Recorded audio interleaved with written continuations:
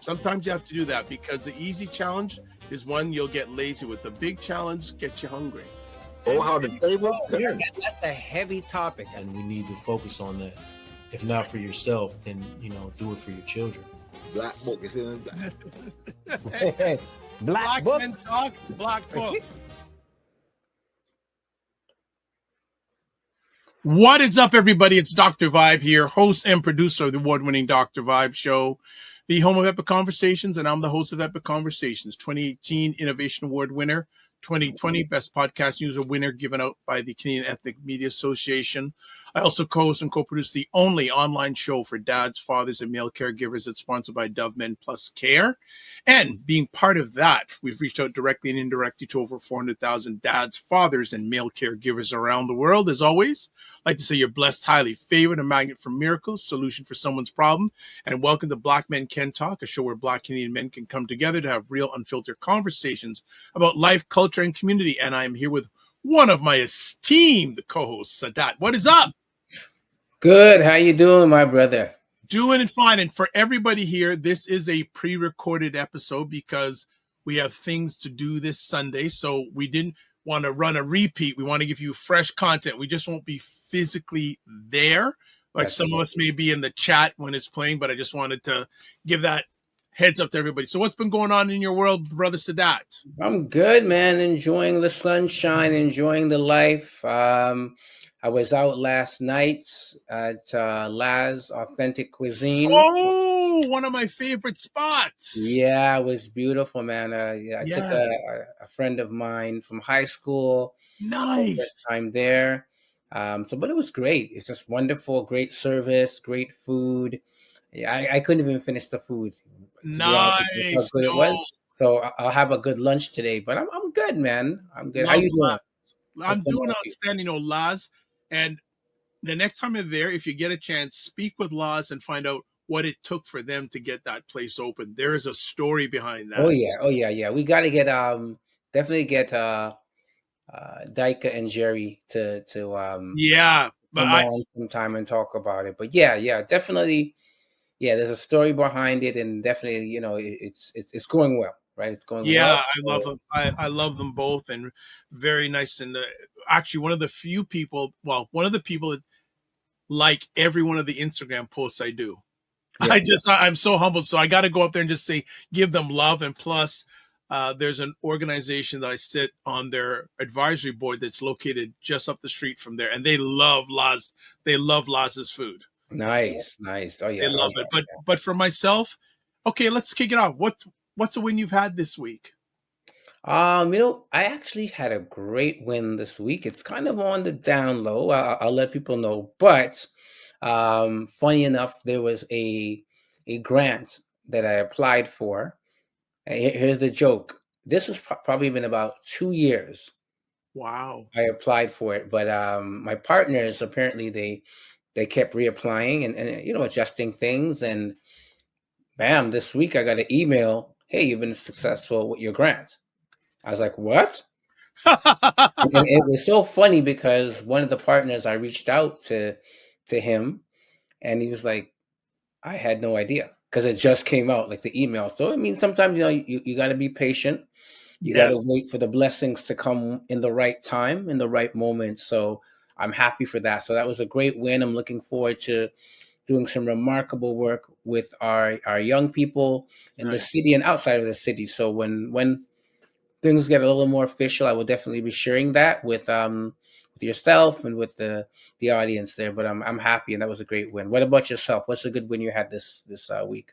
A great win, getting some education on some stuff involving YouTube that it's allowed me now to really be more fine-tuned in regards to being focused on YouTube, and also a potential opportunity. Actually, it could involve this show, an opportunity of us having some conversations with at least one gentleman from England. Oh, nice. And it's somewhat related on one of the conversation topics we're having today about the challenges that Black youth are having in England. Interesting. And it seems to be very similar to, we're going to get to it later on today's show. Right.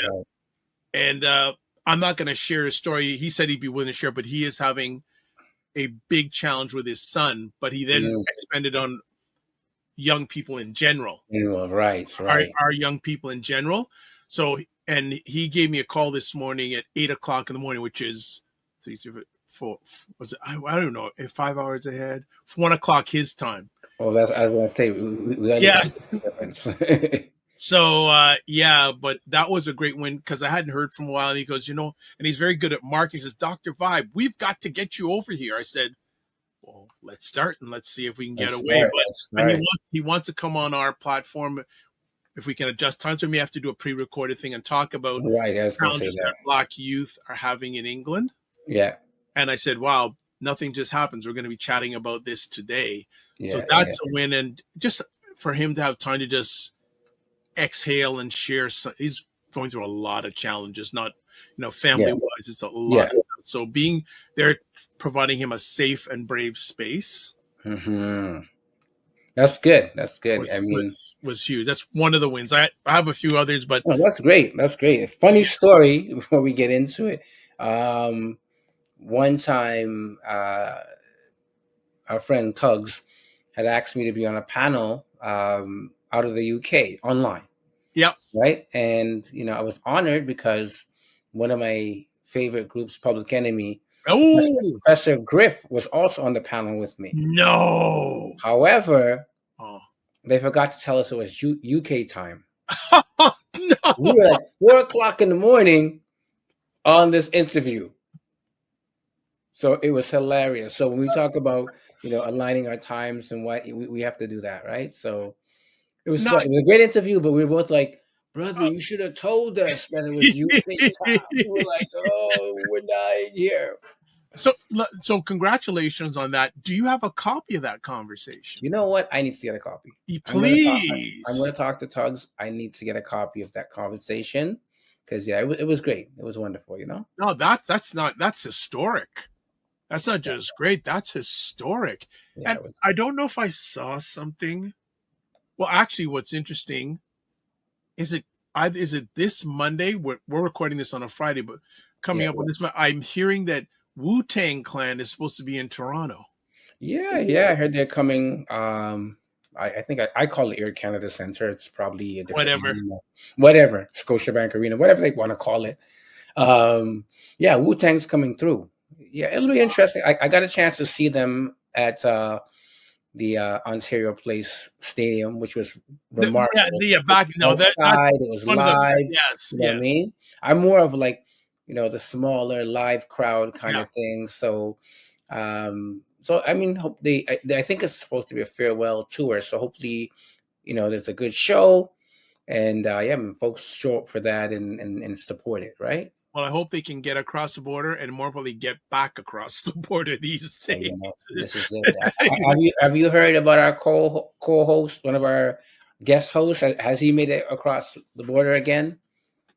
The Black Nerd. Remember, he said he no, I haven't heard it. You know what? Hopefully, listen, when you see this on the rewind or on the live one Sunday, we'll see if he's around. I'm gonna message him today and say, "You good? Did you reach okay? You good? Are you good?" And then if he's come back and say, "You got back, praise." Exactly. There you go. You got praise. All right. Well, we're going to take a break. We've got some various conversation topics today, but we'll be back, I'd say, in about 30 seconds, and we'll get right into, and as always, a lot of important things to share about. But Black Canada back in 30 Talking, seconds, where Black Canadians give their takes, POVs, and insights. Think about that our ancestors have been doing this. Think about your own privilege. Enjoy our food. Celebrate our food. Oh, yeah, that's because Black people do a lot of bad stuff. Can you believe this? I said, who taught you that? Many people would say culture, but you use spirit. Why do you use that word? I find this fascinating. Hearing him say that, it just really filled my heart. So thank you for sharing that.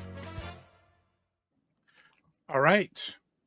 That's Black Canada Talking on every Sunday afternoon at 5 p.m. Eastern, 2 p.m. Pacific. And you got some of that flavor right there. There you go. And we are joined with Brother Kofi. He said he's good to go. Brother Kofi, you good to go? Yes, sir. There you go. There you go. What's going on in your world? Brother, I'm out here in nature. You know, I'm unplugging for the day. You know what I mean? So I'm glad to be with the brothers. One of my favorite spaces to be is close to Mama, you know, close to Mother Nature. Yeah. So I'm here and, live and direct. Looking forward to today's conversation. Nice, nice, nice. Give us one win you've had since we last were together. One win. Mm. I have to say that unplugging, simply because why? There's a saying now that revolutionary action is, in some cases, aligned with rest. That rest can be revolutionary. So, Mm-hmm. recently taking some time, just to unplug and plug in. Unplug from spaces and places and plug into to nature and to spirit. I know the ancestors have to reveal. Got it. Ashe. Wonderful. That's good. Beautiful. That's good. All right. Before we get into it, subscribe to the Dr. Vibe Show on YouTube and hit the notification button. Like the Dr. Vibe Show on Facebook, LinkedIn, Instagram, TikTok, Blue Sky, which I got to correct the spelling, and Substack, and advertise your business product or service on any of the platforms. Email me dr.vibe at the drvibeshow.com. Join our Discord group. Please email me. Let's make it right quick. So we've got some various topics to chat about today.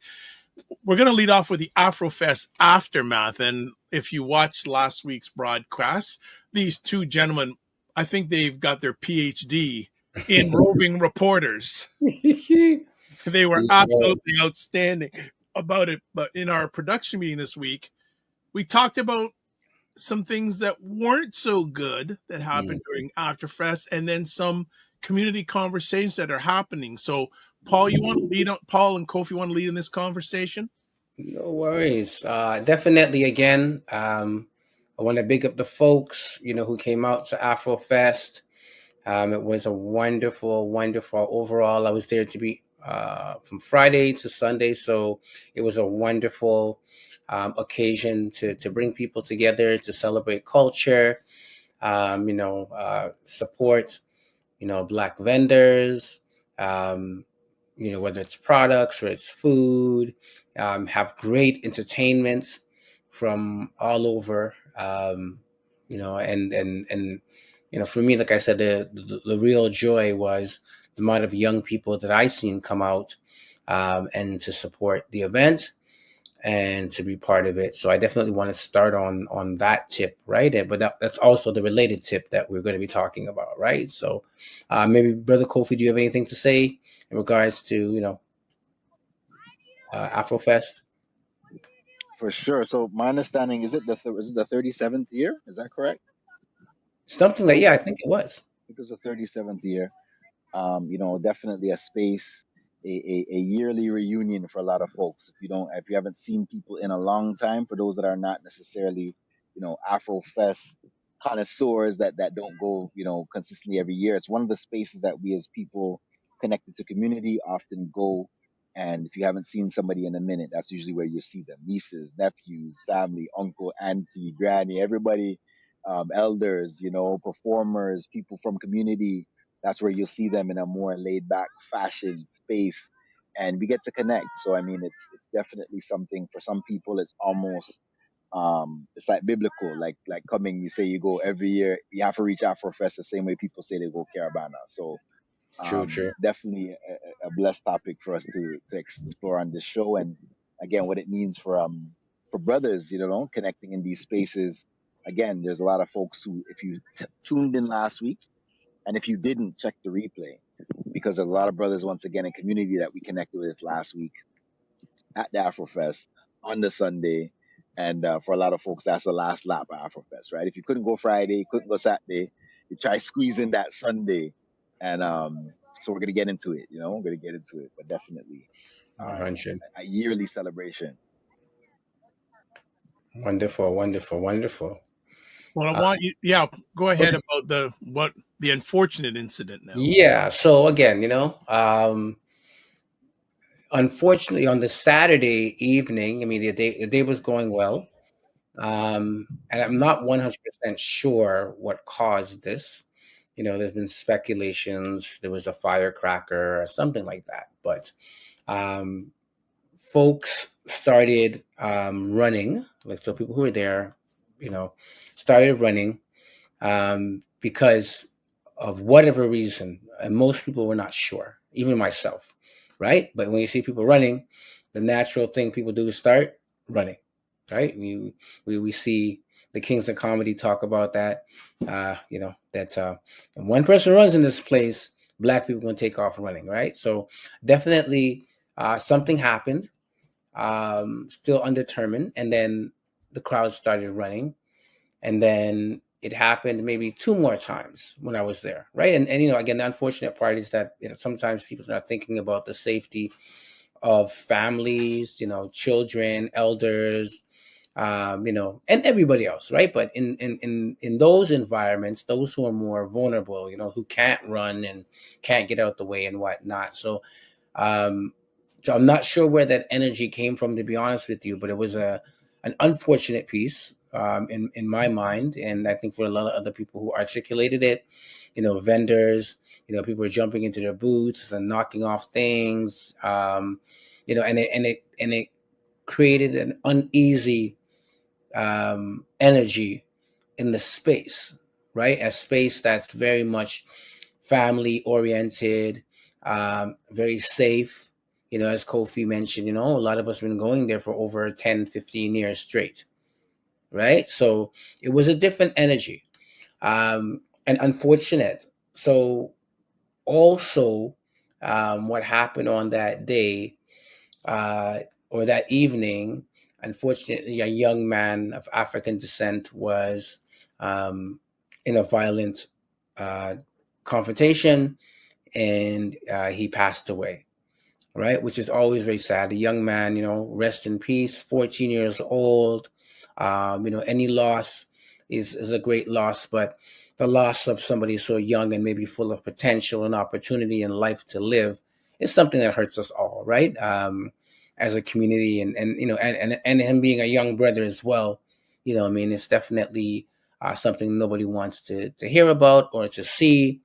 And so, sending out, prayers and love and rest for his family and friends and community.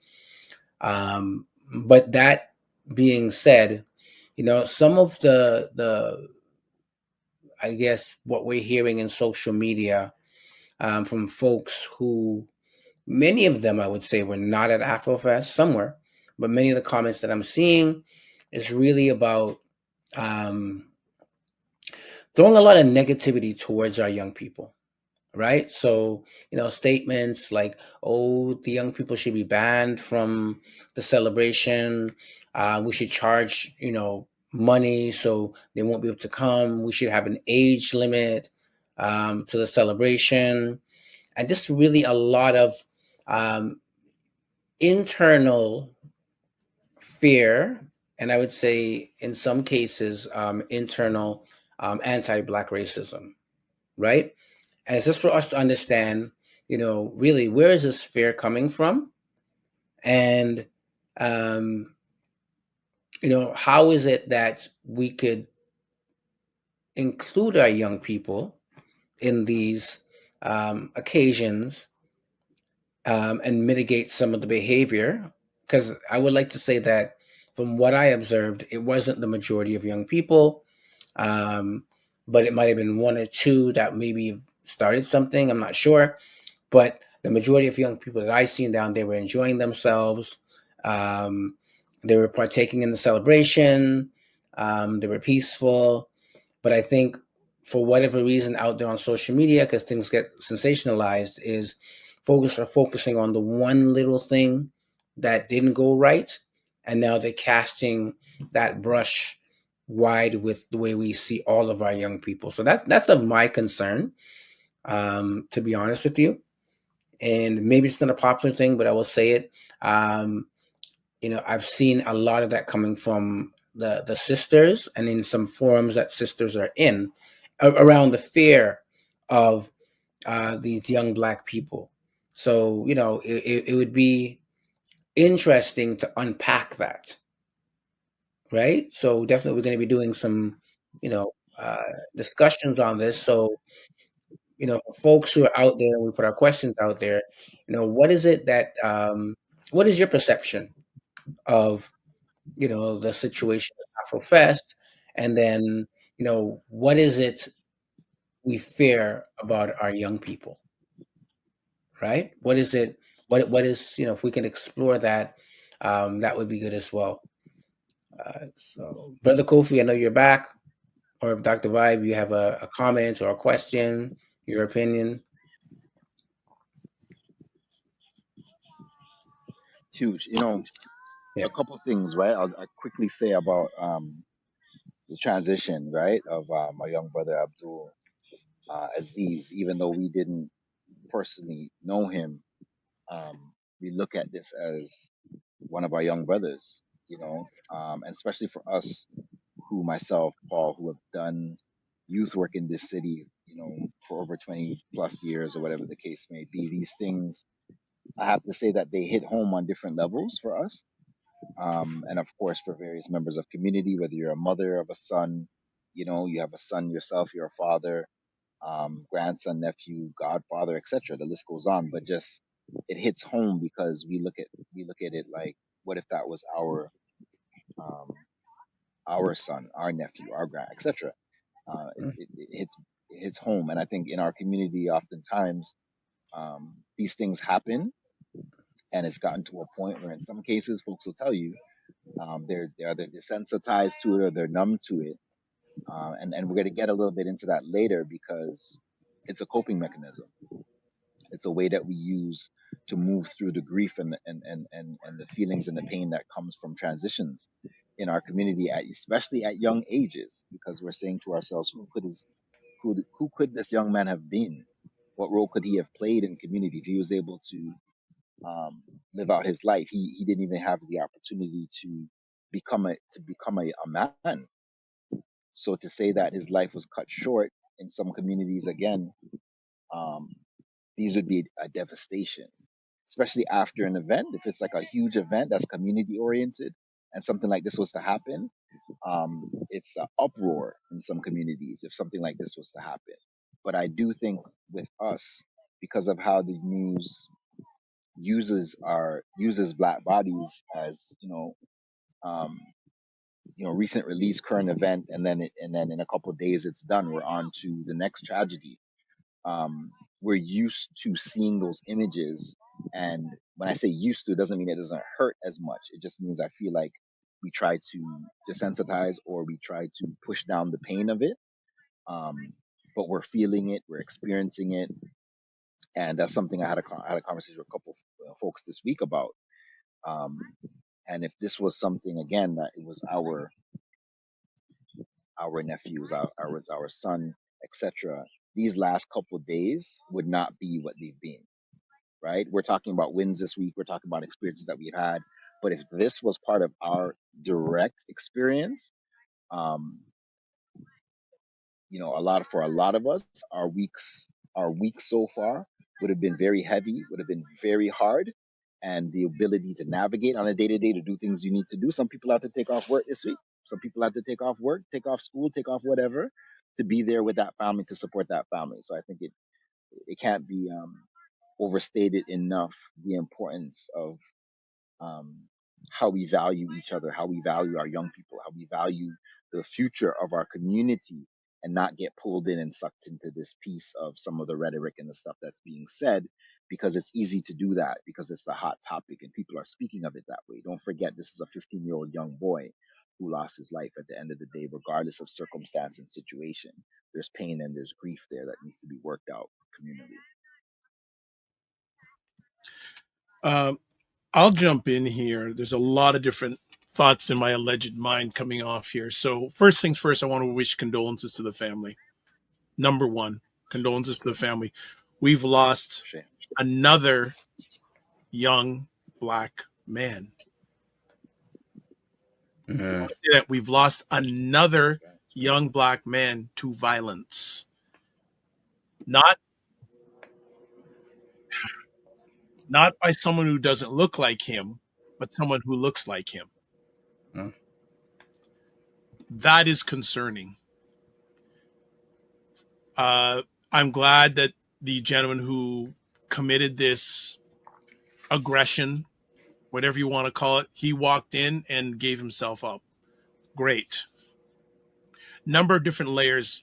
I think on this platform that we have here, we have to have a conversation about what fears do the older generation have of the younger generation. And we have to, in fact, we need to have that conversation with them together, not just separately. We have to bring them together and have this conversation. And like we're all of us on the screen, or if you're listening to us, we're still young. We ain't as young as we used to be, but we're still young, right? And we had those moments where our elders sort of, but it seems to be more magnified now because of things like social media, etc. Mm-hmm. We also realize too that the things that are heard in the news out there are most of the time not good things. Mm. There are a lot of good things happening with young people. It's our responsibility to broadcast those things. I don't expect people who don't look like me to speak good about me. Sorry, this just is me. It's our responsibility to have that to happen. And it's at a more critical stage than ever. Ever. I've been on this planet for a while. I'm more concerned than I ever am. But I'm also at the point, the more I know, the less I understand. We need to have, I almost think we need to lock all of us in a big hall. Don't unlock the doors so we get everything resolved. We get it right. Right? Because time never lost a fight. This is critical. When I hear about instances like this, and again, there's a lot of good out there, and part of our responsibility is to shine the light on the good, not on the bad. That's right. We have to shine the light on the good. I also have to feel that we need to, if we can on this platform, have a conversation. What are the fears that our queens, whatever age they have, right, of not only young people, but men in general?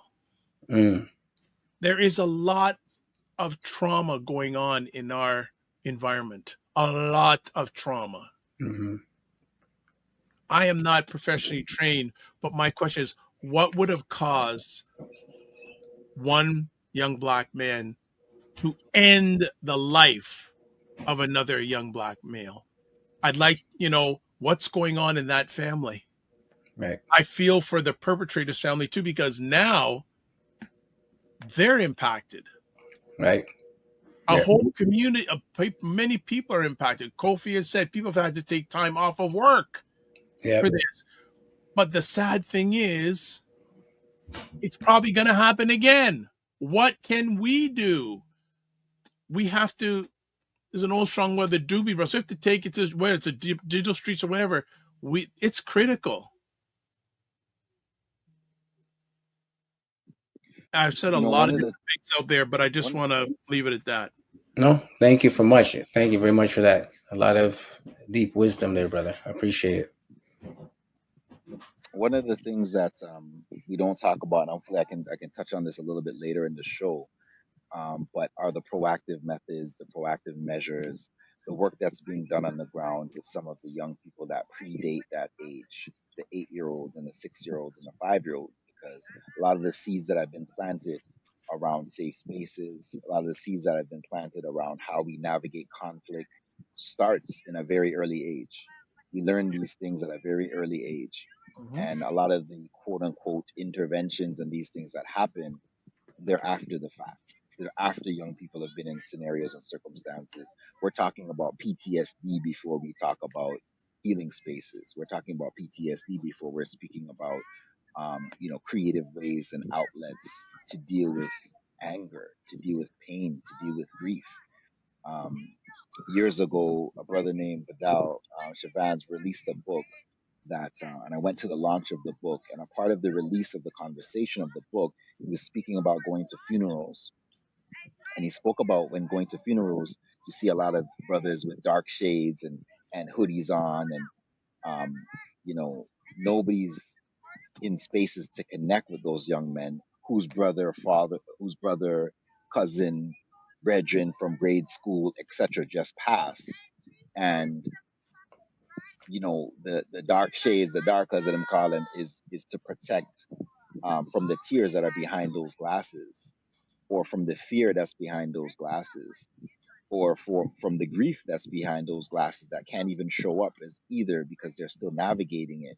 But they're walking around the funeral and they're pissed off, they're upset. Some of them are looking for to see if there's perpetrator, if somebody that looks like somebody that they could take out that anger, that pain, that grief on. But nobody's talking about that. So some of the preventative measures, I'm hoping, hopefully maybe later in the show we can talk about some of those things. But the roots of these things, a lot of them start in younger ages. A lot of these young people are looking for spaces, looking for people to connect with, and some of those people may not be the best quote unquote role model, the best mentors, the best whatever the case. And there's more of those options sometimes than there are the opposite, right?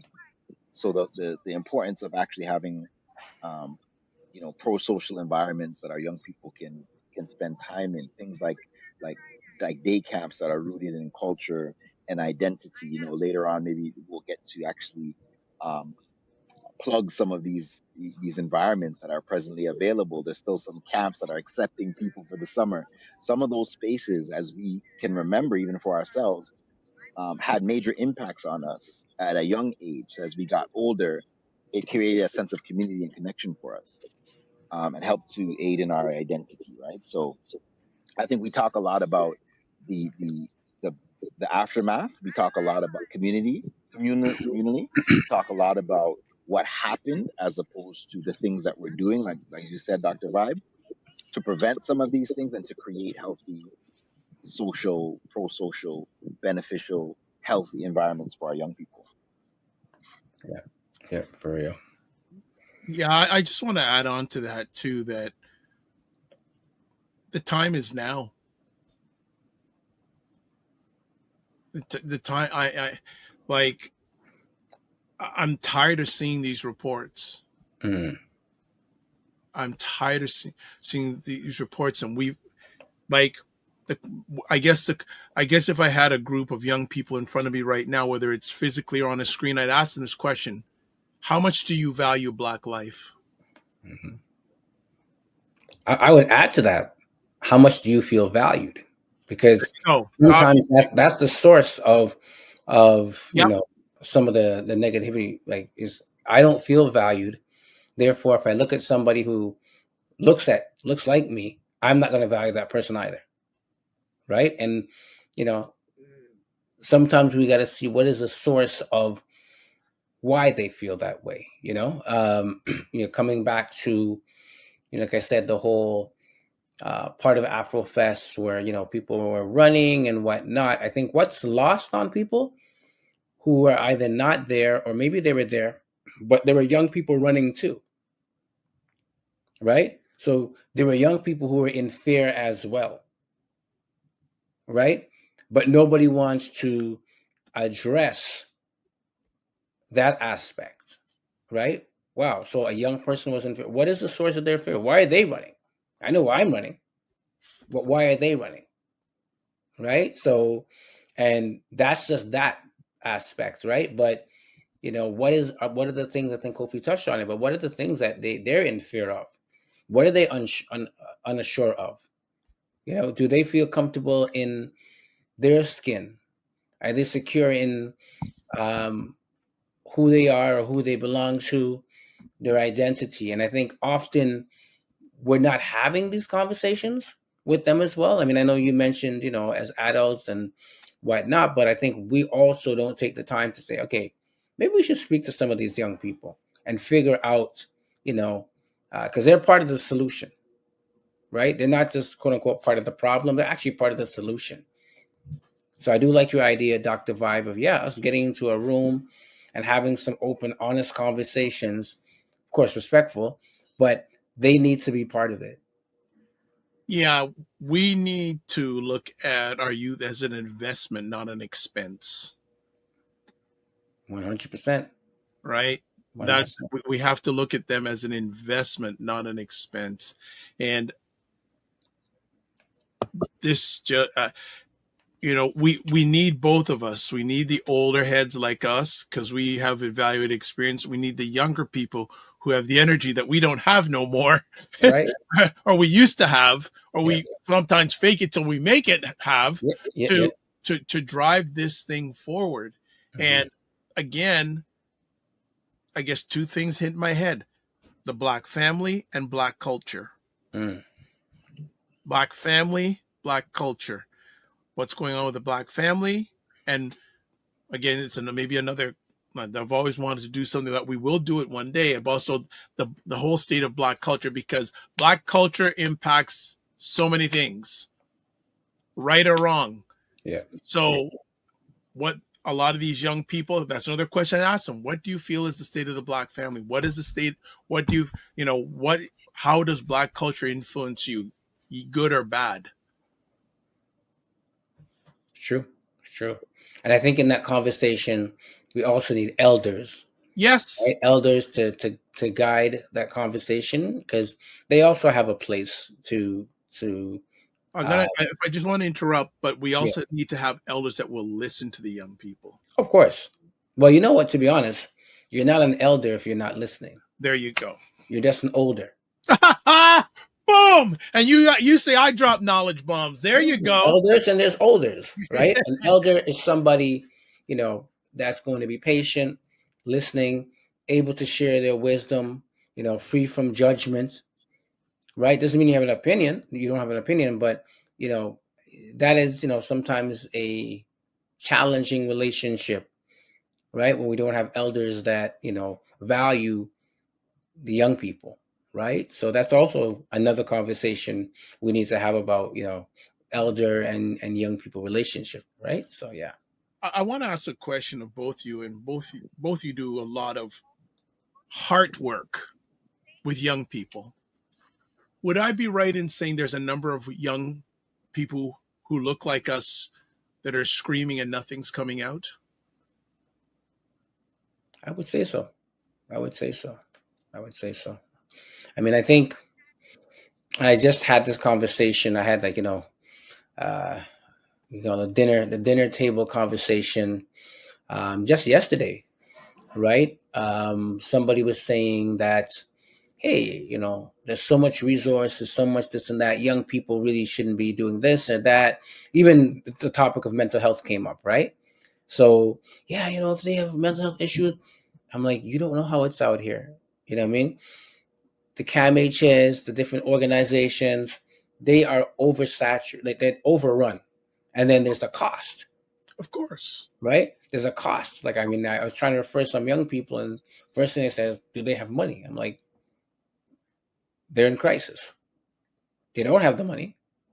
But, this is kind of where we're at. Yeah. Right? So they're screaming, but then, are folks really listening? Right? Are we in tune with that? Because a lot of times the behavior that we may perceive as quote unquote negative is a lot of screaming for help. You know what I mean? Or for support. What do you think, Kofi? 100%, brother. I think the thing with this too now is that there's less spaces that are conducive to even express that pain, express that, because let's just check this out. When we were younger, one of the things that we could kind of look to was music, right? Music, Black music, it portrayed every aspect of our struggle, every aspect of our emotion. The list goes on. I find today in the dance hall, in the spaces where young people are, where the music is kind of one-sided. So you remember we used to go to a dance, and some people are listening and they're like, this, I know what you're talking about. We used to go to a dance, and there was a segment at the dance, they played slow songs. The DJ orchestrated the energy of the night right? And the MC helped to support to create a vibe of the night. And why did they do that? Is because you couldn't just do the jump, jump, jump all the time. You couldn't just do the raga raga all the time. You couldn't do the hip hop gangster rap something all the time. You needed something for the ladies, but you also wanted something for the couples, and you wanted that love energy to still permeate the dance. So our culture, our music played a significant role. So you could listen to an old slow tune that make you cry. It just came to my mind. There'll be sad songs to make you cry. You know what I'm saying? You know them tune there? Listen to me. Billy Those Ocean, kind of Billy tunes. Ocean, Billy Ocean. Come on now. Come on now. You hear those songs in your parents' car and whatever, but you could bust a tear from listening to a song in that time. I'm not saying there's no song like that now, but I'm saying the predominant music right now that young people listen to doesn't have this, or it lacks, I think, sometimes. And it's not even just young people, this era of music sometimes lacks that variation, right? And I shouldn't even say that. I should say what's played on the radio that has now become what's listened to in a lot of cases in regular listening and what have you, is become the predominant sound. And so you're not tapping into those emotions that you normally tap into. Maybe if you're angry, you can't listen to a song where somebody's with that energy and you could tap into that. But if you're sad or if you're in love, you meet a young sister and you feel like you're feeling like some interesting emotion you can't call. An artist would put that in a song so you could feel it. So I feel like in some cases the outlets that our young people would need normally and would have normally to express their emotion is not there. And then with their brethren, sister, and etc., that energy permeates across the culture. So it's missing to discuss those, to talk about those things, to have those experiences. So people are bottled up and holding it. So 100% they're holding that stuff. 100% it's blocked. There's a lot of blocked hearts out there. Let's just call it. And that blockage means that it's hard to give. Coming from a holistic health standpoint, the heart and what it represents is your ability to give and to receive. So if you have a blocked heart, guess what? That spirit of giving and loving and sharing of whatever it is that you have, it could be a smile. It could just be something as simple as that, is blocked. And the ability to receive it from another brother or sister is blocked. So we have a lot of blockages that are preventing us from connecting in community. And that starts with our young people. So for those that don't know, I'm going to close with this part, this is the conversation. Toronto, I haven't heard it in a while, but we used to call it the screw face capital, right? We used to call it the screw face capital. Why would they call it the screw face capital? Well, they say everybody, people's face is screwed, meaning that you're not smiling, meaning that you're not expressing external happiness because you have to hold that for whatever reason because of the city that you live in and what it represents in some cases. And you have to come across in a certain way to deal and address and navigate your experience and your environment. But that's an energy, that's an energy that's being kind of spread and shared. So oftentimes they need a little lightness in their life. They need a little love in their life. They need a little hug. They need a little joke. You know what I'm saying? We talked about it the other day with brothers and how we joke with each other, forgetting that playfulness sometimes is missing, and it creates a lot of the blockage and the challenge and the hard hearts that we're seeing right now. So I oftentimes, going back to what you said, Dr. Vi, sometimes me and Paul, to be honest with you, when we're young people, we're busting jokes. Of course. We're making things light. We're Of making course. laughter into the Of little time that course. we have with them, Of because course. life can be so serious. 100%. Brother Kofi. Sadat, anything you want to add to that? Yeah, definitely. I like that whole piece that Kofi was expressing about the importance of playfulness, of laughter, of joy. And funny again, things always aligned. But a friend of a friend, they're not together as a couple. It's a man and a woman, but the brother gave a shirt or a gift to his son, but essentially the shirt was saying that you got to be hard, right? You got to not express emotion. No, you can't watch any face. You got to be screw face. And this is a a kid that's probably under 12, I believe, right? So we talked about the messaging from an early age, right? And you're at that age where you're supposed to be expressing joy. You're supposed to be skinning your knee and crying because you fell off your bike, right? You're supposed to be, you know, jumping somebody's fence and stealing their apples and running and laughing because you got away. You know what I mean? You're supposed to be. But from a young age, if we're telling our young people that, nah, bro, you got to be hard, that's soft. And we wonder why. You know what I mean? When they grow up, they're embracing particular energies that don't serve them and don't serve us as a community, right? So a lot of the whole thing of embracing the black joy is very important. The laughter is very important, right? So definitely, I want to echo that point that Brother Kofi was making. Oh, also, you know, we have to plug it, not just plug it, but we had mentioned about, you know, elder, and of course our elder Louis, who transitioned, who did a lot of this work around working with different aspects of the community. So working with young people, working with the mothers, working with fathers around the goal of zero gun violence.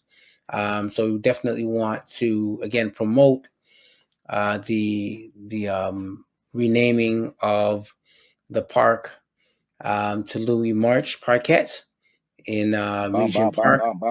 Yeah. So again, and for those who, I'm going to say this again, those who are concerned about, you know, the violence recently that happened, you know, around the Afrofest piece, come out, support these pieces, because it's just as important, probably even more important, to come out and support these initiatives. There'll be folks from the Zero Gun Violence movement there, as well as Mothers of Peace, who helped to initiate the and they're a group of mothers who've lost their children to gun violence in the Regent Park area and across. But come out and hear what the community is saying. Lend your voice to a bigger conversation. Support it, right? We want to see you out there July 20th, 1 to 5 p.m. It's going to be renaming of the park at Sumac Shutter Parquet. And yeah, it'll be a day of reflection, but a day of joy, right? And a day for conversation. So please come out to that if you're available. Inquire as much as you can. It's out there. Yeah, we want to see it happening. So we want to again big up our ancestor Louis, True elder ancestor Louis. So it'll be you know, a great occasion to celebrate his life and really, you know, talk about some of the important work that Louis was undertaking, right? Yeah, and both Sadat and myself were blessed to know, I'm going to say, this hero. Mm-hmm. He wouldn't regard himself as that, but I'm going to regard him as that. Yep. And I know if he was on this screen, I know him enough that you know what he would say. Says, a lot of people are talking about this, but what are we doing? What are you doing? That's just ringing in my alleged mind here. I can hear saying, Dr. Vibe, you're talking about what is everyone doing? Mm-hmm. Am I wrong in saying that, Sadat? Oh no, you're on point. You're on point. He was a man of action, right? He was a man of action more than a man of words. And again, for those concerned about some of the violence in our community, you know, definitely get behind zero gun violence movements and other initiatives that are happening in the city, right? Because we don't want to sit back and criticize. We want to actually be part of the solution. So definitely. Yeah, we need to take it to the next level in honor of what Elder did. Yes. And he's still doing it. I don't care where he is. He's still doing it. Oh yeah. He's still doing it. From the ancestral realm for sure. 100%. Anything else we want to chat about? I think you put up something here about an event that's happening coming Yeah, up.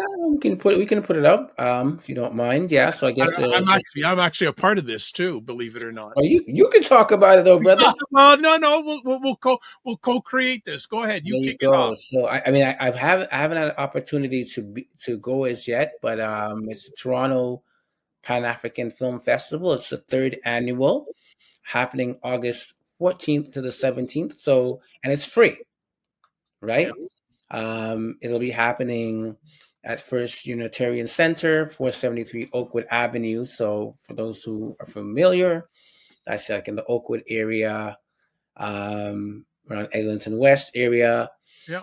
And yeah, so there'll be lots of, great films that are going to be highlighted there. And yeah, if you can come out August 14th to the 17th, please do. Dr. Vibe, you said you're part of it. How so? Yeah, I'm actually going to be part of a media panel. Okay, nice. That happens, and actually one of the things I've got to do in the next few days, I actually have to record a video promoting the event. Nice. So I'll be part of it. I'm going to attend. My goal is to attend a few of the events. Mm-hmm. And a lady who's very much a part of it, Emma Ansa.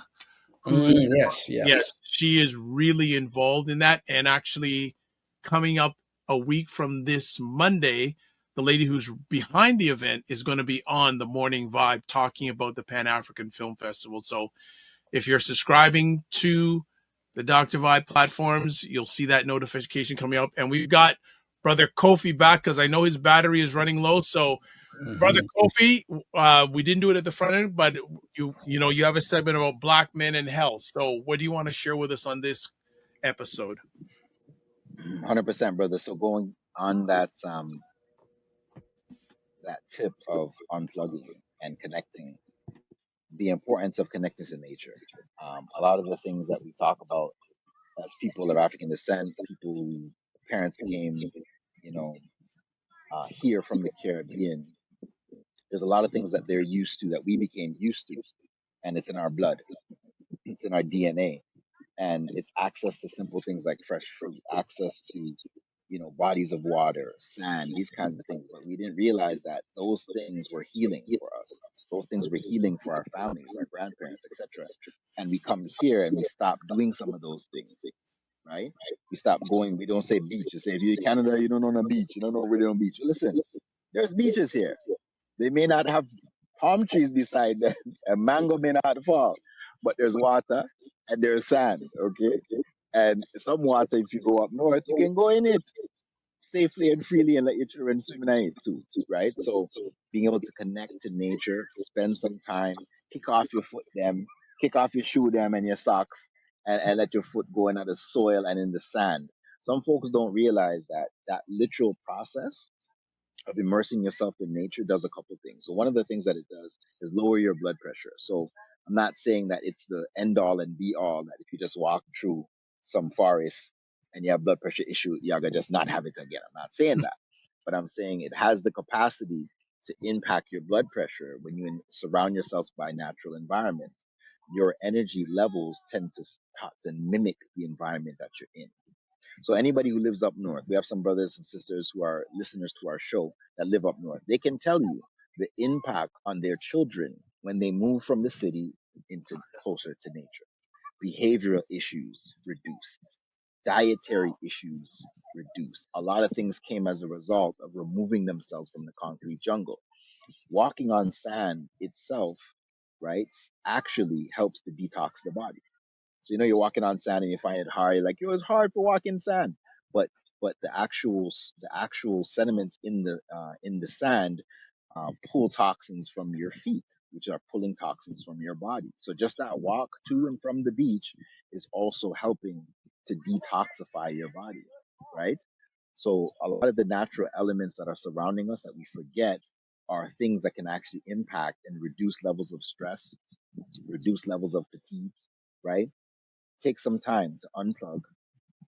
There's many different beaches, hour and a half, 2 hours outside of the city that you can connect to. Sometimes parking is the only issue that you have to kind of face and prepare yourself for. But pack up your fruit, then pack up your water, pack up your good food and what have you, and unplug for the day on a weekend, right? and be even more revolutionary and take a day off in another week, 1 week, 1 day in throughout the summer, and just take up your family if you can, right? And then plug for that day, have a different experience, right? Once again, stay hydrated.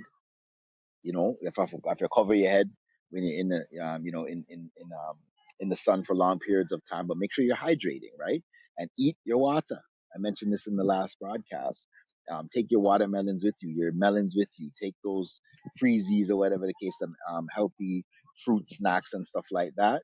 Bring your children out, and connect to a sasiya, right? If you're dealing with things like stress on a day-to-day basis, find a green space close to your work.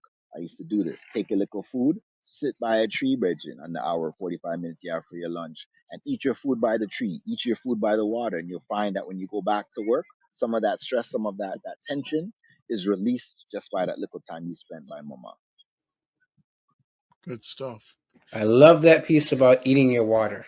I like that. And I really want to reinforce what Brother Kofi said about taking the breaks. Like, I always use taking a break is part of the journey. Right. Right. And there's a race called the Indianapolis 500 car race. I always say to people, how many drivers completed on one tank of gas? You can't. You can't. They have to go in and get a pit stop. You got to change them tires as well. And here's the thing: do they change them tires by themselves? No. They've got their own little community that helps them and gets them back on the road. Look at Dr. Vibe getting all deep. I love it. You put some. We've got. I think that. Do we got anything else we want to share before we kick it off? Oh, well, a couple of things. I think one, for those tuning in on Sunday, we do have an upcoming guest that we want to kind of promote for next week's show. Kevin Carrington. He is a author, MC. He does reggae size, which is very interesting, especially for the brothers out there and the sisters. And of course, hosted by ourselves. But yeah, it'll be a great week next week. As well as Brother Kofi is saying that we want to plug a Dinkra farm. So if folks are looking for a cultural camp for them to bring their children, I believe the camp starts in late August. We will get more information next week on it.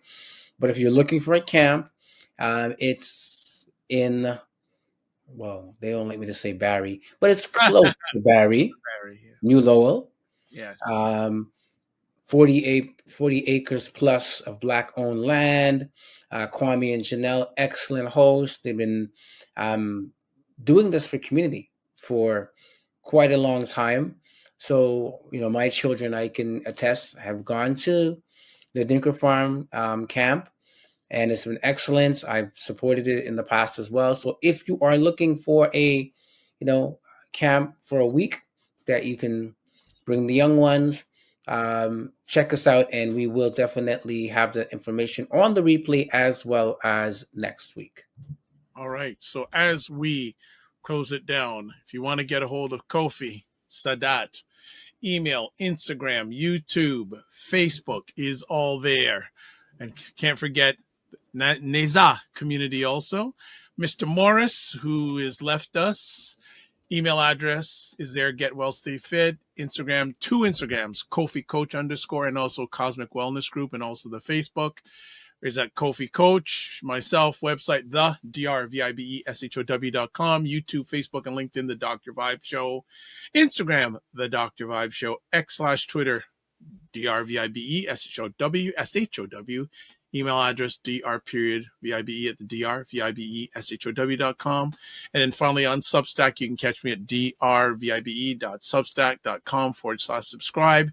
And on Blue Sky at drvibeshow. No, just drvibe.bsky social. And also, you can watch replays of this epic conversation on Dr. Vibe Show on YouTube, Facebook, and LinkedIn. Also, the Dr. Vibe Show website. And also Paul Osbourne Facebook, and we've got to find some room to get in NASA YouTube page, but we will get it done. So as always, live your life as a dream. If you can dream it, you can make it. Sometimes you have to get smaller to get stronger. Block assumptions, aim bigger, aim better, aim wider, aim higher. Love, faith, and respect. Don't just manage your time, manage your energy. Remember to give yourself grace. If you're not making money, make history, but try to do both. And then finally, make it better. God bless, peace well, keep the faith, and long live Elder Marsh. All right. Stay safe.